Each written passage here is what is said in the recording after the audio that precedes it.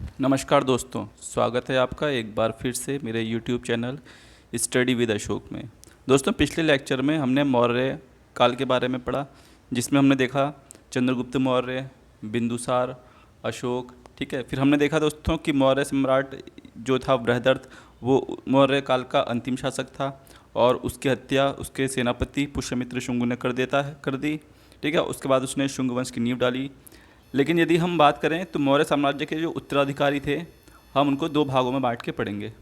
ठीक है, तो दोस्तों मौर्य साम्राज्य के उत्तराधिकारियों में कुछ दो भागों में हम विभक्त करेंगे। पहला हम पढ़ेंगे देशी उत्तराधिकारी और दूसरा पढ़ेंगे विदेशी उत्तराधिकारी।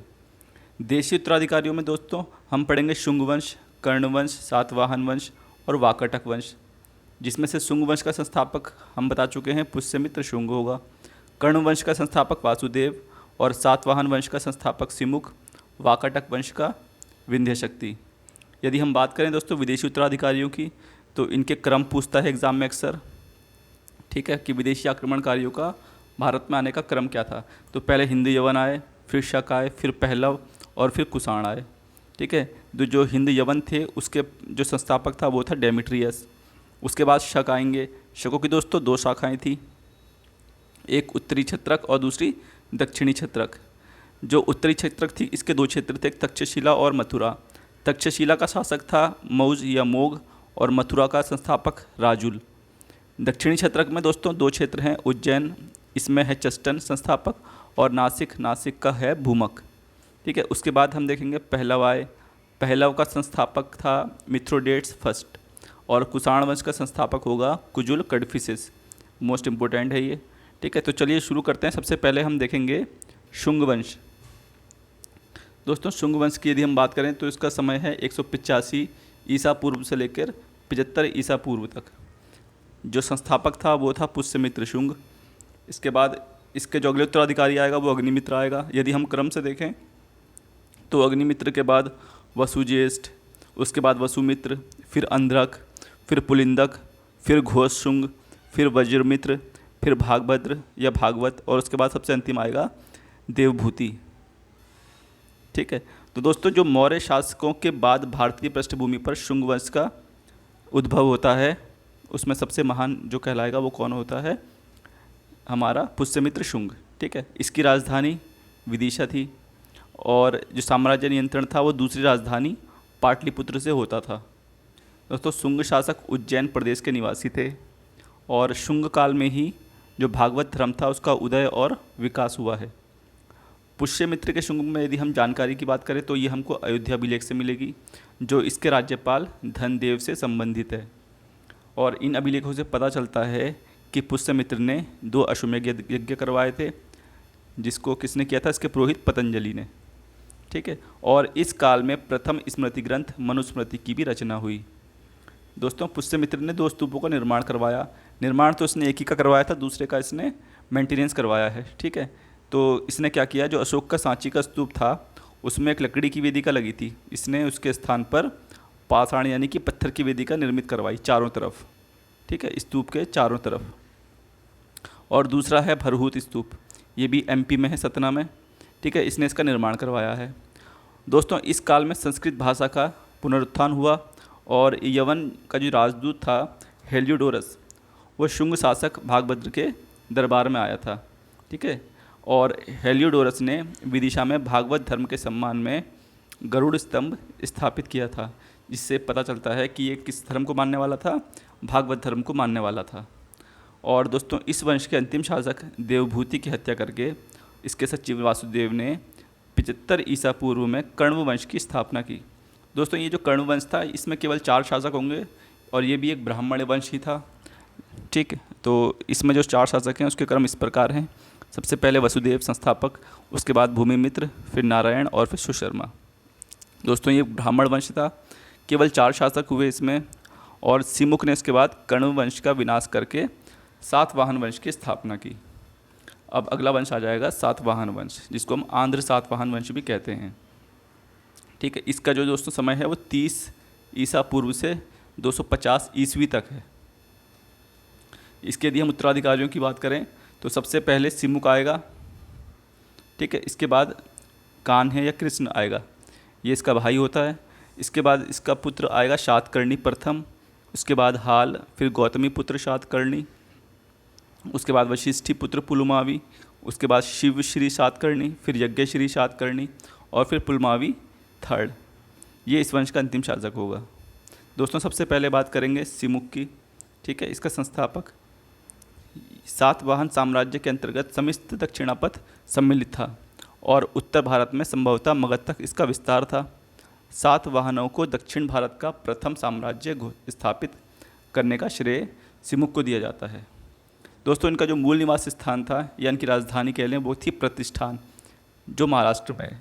ठीक है, और सातवाहनों की जो शक्ति को स्थापित करने वाला प्रथम राजा भी कौन था? सिमुक था।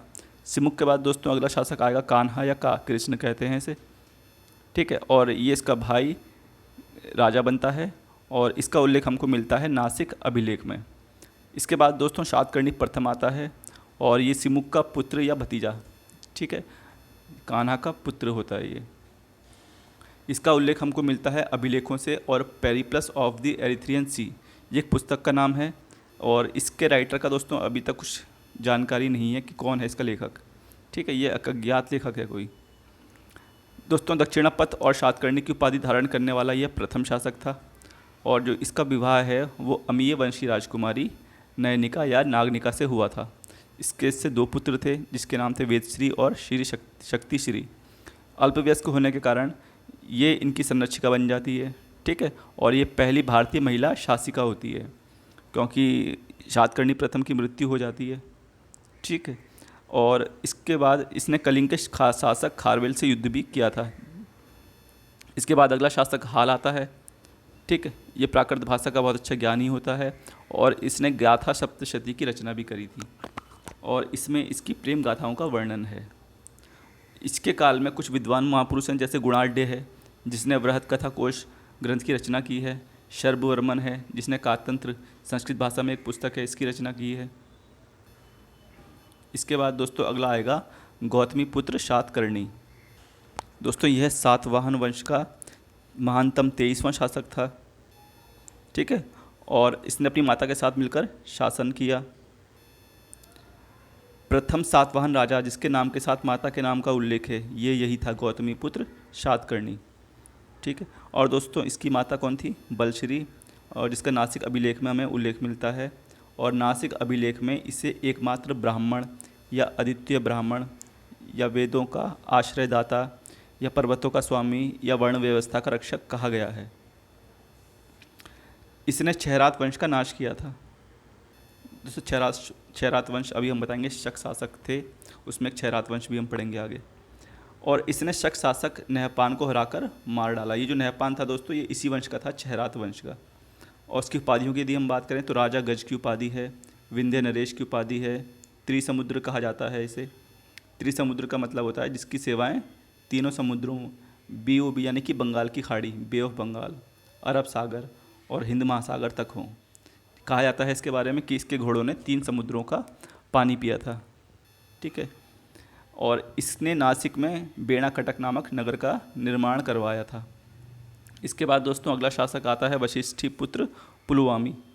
ठीक है, ये गौतमी पुत्र शातकर्णी का पुत्र था और पुराणों में इसे पुलोमा शातकर्णी कहा गया है। ठीक है, और इसके शकों के साथ मैत्रीपूर्ण संबंध बनाए इसने, जिसका जो हमें ज्ञात होता है वो कन्हेरी अभिलेख से हमें इसके बारे में पता चलता है।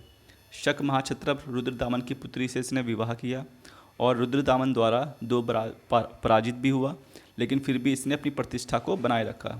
इसकी उपाधियों की यदि हम बात करें तो महाराजा, दक्षिणापथेश्वर, और इसका हमें अमरावती लेख में उल्लेख मिलता है। आंध्र प्रदेश पर विजय प्राप्त करने के बाद इसको प्रथम आंध्र सम्राट कहा गया। ठीक है, तो ये क्वेश्चन पूछा जाता है एग्जाम में कि प्रथम आंध्र सम्राट कौन है, तो कौन है? वशिष्ठी पुत्र पुलमावी। इसके बाद दोस्तों अगला शासक आएगा शिवश्री शातकर्णी। पुलमावी का भाई तथा रुद्रदामन का दामाद था ये, और कुछ खास रोल नहीं था इसका। अगला है यज्ञश्री शातकर्णी। दोस्तों इसके समय सातवाहनों की शक्ति क्षीण होने लगी और स्थानीय शासक स्वतंत्र सत्ता स्थापित करने लगे। इसके बाद आएगा पुलुमावी थर्ड। दोस्तों ये अंतिम शासक था और इसके सिक्कों पर जलयान का चित्र अंकित है, जो जल यात्रा व समुद्री व्यापार के प्रति इसके प्रेम का परिचायक है। सातवाहनों की भाषा की बात करें तो दोस्तों प्राकृत भाषा थी और लिपि ब्राह्मी थी। आर्थिक लेन देन के लिए ये शीशे के सिक्के का प्रयोग करते थे। सर्वप्रथम शीशे के सिक्के सातवाहनों ने ही चलाए। सर्वप्रथम ब्राह्मणों को भूमि दान देने की प्रथा भी इन्होंने ही शुरू की। प्रमुख अंतर्राष्ट्रीय बंदरगाह की यदि हम बात करें तो भड़ौच यानी कि गुजरात में था। अगला जो वंश आएगा दोस्तों वो आएगा वाकाटक वंश। मैप में हम देख सकते हैं ये क्षेत्र है वाकाटक वंश का, ठीक है, दक्षिण भारत में, ठीक। और यदि हम इसके उत्तराधिकारियों की बात करें तो सबसे पहले विंध्य शक्ति आएगा, ठीक है। उसके बाद उसका पुत्र प्रवरसेन प्रथम, उसका पोता आएगा फिर रुद्रसेन प्रथम, फिर पृथ्वीसेन फर्स्ट, फिर रुद्रसेन सेकंड, फिर प्रवरसेन सेकंड, फिर नरेंद्र सेन और उसके बाद अंतिम पृथ्वीसेन सेकंड। दोस्तों सातवाहनों के पतन से दक्कन में सबसे शक्तिशाली एवं प्रमुख राजवंश वाकाटकों का था। संस्थापक इसका विंध्य शक्ति था, पुराणों में इसी को बताया गया है। राजधानी की यदि हम बात करें तो नंदीवर्धन जो नागपुर में पड़ती है, और उसके बाद इसकी राजधानी प्रवरपुर हो गई थी। राजचिन्ह यहाँ का सिक्कों में गंगा की आकृति मिली है हमें, ठीक है। इनकी भी दो शाखाएं थी, एक विंध्य शक्ति की मूल शाखा और दूसरी बेसिम की शाखा। दोस्तों प्रथम है इसमें विंध्य शक्ति। दोस्तों विंध्य शक्ति के बारे में हम पढ़ें तो दोस्तों हम देखेंगे कि वाकाटक राज्य का संस्थापक विंध्य शक्ति था, और ऐसा कहा जाता है कि ये संभवतः सातवाहनों का अधीनस्थ कोई पदाधिकारी या कोई महत्वपूर्ण सरदार था। इसने पूर्वी मालवा में अपनी शक्ति स्थापित की और बाद में विंध्य के पार सातवाहनों के प्रदेशों पर अधिकार कर लिया। दोस्तों ये ब्राह्मण धर्म को मानने वाला था और इसने पूर्वी मालवा में अपनी शक्ति स्थापित की, ठीक है। और इसकी तुलना दोस्तों इंद्र और विष्णु से की गई है। किससे की गई है? इंद्र और विष्णु से की गई है। इससे यह पता चलता है कि ये किसको, ब्राह्मण धर्म को मानने वाला था, ठीक। और इसने कोई खास उपाधि धारण नहीं करी थी। इसके बाद अगला आएगा प्रवरसेन प्रथम, ठीक। प्रवरसेन प्रथम के बारे में हम पढ़ेंगे तो प्रवर जो है वाकाटकों में एकमात्र शासक है जिसने महाराजा की उपाधि धारण की है। इसने दोस्तों 4 अश्वमेध यज्ञ किए हैं, ठीक। और इसने शकों के अनेक क्षेत्रों पर भी अधिकार कर लिया। जिस समय वाकाटकों का उदय हो रहा था उस समय मध्य प्रदेश व उत्तर प्रदेश में नागवंश का भी उत्थान हो रहा था, ठीक है। और प्रशासनिक सुविधा के लिए इसने राज्य को अपने 2 पुत्रों में विभक्त किया। प्रवरसेन के बड़े पुत्र गौतमी पुत्र की अध्यक्षता में, जिसका केंद्र नागपुर के निकट नंदीवर्धन था, ठीक है। एक क्षेत्र तो वो हो गया, और दूसरा क्षेत्र ये था सर्वसेन के अधीन, जिसका केंद्र बरार में वत्स गुलाम था, ठीक है। और आगे इसी से बेसिम की शाखा का उदय होगा। हमने बताया दो शाखाएं थी इसकी, है ना, एक विंध्य शक्ति की मूल शाखा और दूसरी बेसिम की शाखा। दोस्तों इसके बाद जो आएगा रुद्रसेन प्रथम आएगा, और रुद्रसेन ने अपने नाना भवनाग की सहायता से अपने 2 चाचाओं के राज्य पर विजय प्राप्त कर उनका राज्य समाप्त कर लिया, और इसने गुप्तों से मैत्रीपूर्ण संबंध स्थापित किए, जिससे समुद्रगुप्त ने उसके राज्य को छोड़ दिया। और रुद्रसेन को कहा जाता है कि ये शैव मतावलंबी था, यानी कि शैव धर्म को मानने वाला था, ठीक। इसके बाद आएगा पृथ्वीसेन फर्स्ट। पृथ्वीसेन फर्स्ट के बारे में हम देखें तो इसने बेसिम की शाखा के शासक विंध्यसेन से मैत्रीपूर्ण संबंध बनाए और उसे कुंतल राज्य, कर्नाटक को कहा जाता है, पर अधिकार करने में सहायता प्रदान की। इसने अपने पुत्र रुद्रसेन सेकंड का विवाह चंद्रगुप्त सेकंड की पुत्री प्रभावती गुप्त से कर दिया था। इसके बाद दोस्तों रुद्रसेन सेकंड आएगा, और इसने कहा जाता है कि अपनी पत्नी के प्रभाव में आकर बौद्ध धर्म त्याग दिया और वैष्णव धर्म को अपना लिया था। इसकी मृत्यु के पश्चात इसकी पत्नी प्रभावती ने अपने नाबालिग पुत्र दिवाकर सेन की संरक्षिका बनी और 13 वर्षों तक राज्य किया। इसने चंद्रगुप्त सेकंड को गुजरात और काठियावाड़ पर विजय प्राप्त करने में भी सहायता पहुंचाई। 403 ईस्वी में दिवाकर सेन की भी मृत्यु हो गई। अब इसने दूसरे पुत्र दामोदर सेन की संरक्षिका के रूप में भी राज्य करना आरंभ कर दिया था। इसके बाद दोस्तों अगला शासक आएगा प्रवरसेन सेकंड। यह अंतिम शक्तिशाली शासक था, ठीक है, और इसका आरंभिक नाम दामोदर सेन था। इसने सेतुबंध नामक एक काव्य की रचना की है और इसकी राजधानी थी, इसने राजधानी अपनी प्रवरपुर बसाई। इसने अपने पुत्र नरेंद्र का विवाह कुंतल नरेश की पुत्री अजीत भट्टारिका से किया और दोस्तों ये वैष्णव धर्म का अनुयायी था। इसके बाद अगला शासक आएगा नरेंद्र सेन।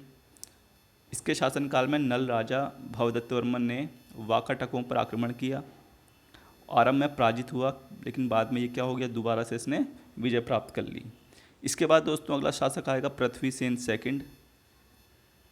ठीक है, बालाघाट लेख में इसे परम भागवत कहा गया है और इसे नलों और त्रैकुटकों के साथ संघर्ष करना पड़ा। इस संघर्ष में वाकाटकों की शक्ति क्षीण कर दी। बेसिम वंश के शासकों ने 5वीं शताब्दी के अंत तक वाकाटकों की मूल शाखा पर अधिकार कर लिया। वाकाटकों की जो बेसिम शाखा थी दोस्तों, इसका संस्थापक सर्वसेन हुआ और जो प्रवरसेन का पुत्र था। रुद्रसेन प्रथम के समय में यह स्वतंत्र शासक बन बैठा और दोस्तों सर्वसेन ने ही हरि विजय की रचना की है। ठीक है, और इस शाखा का सबसे महत्वपूर्ण शासक कौन था, हरिसेन था।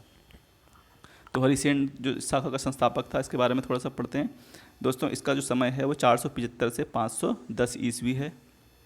ठीक है, और अंतिम व शक्तिशाली शासक। राज्यारोहण के समय मुख्य शाखा के पृथ्वीसेन सेकंड की मृत्यु हो गई। इसका कोई पुत्र नहीं था। निर्बल उत्तराधिकारियों के कारण दक्षिण में चालुक्यों ने अधिकार कर लिया। ठीक है, और जैसे कर्नाटक में कदम्ब वंश आ गया, उत्तरी महाराष्ट्र में कलचुरी वंश, बस्तर में नल शासक आ गए। ठीक है, और दोस्तों इसी के समय में अजंता का 16वां 17वां जो गुफा है और 19वीं गुफा चैत्य का निर्माण इसी के समय में हुआ था। किसके, हरिसेन के। ठीक है, तो दोस्तों आपको ये कैसा लगा, प्लीज़ लाइक, कमेंट और शेयर करें और लेटेस्ट अपडेट के लिए सब्सक्राइब ज़रूर दबाएं। धन्यवाद।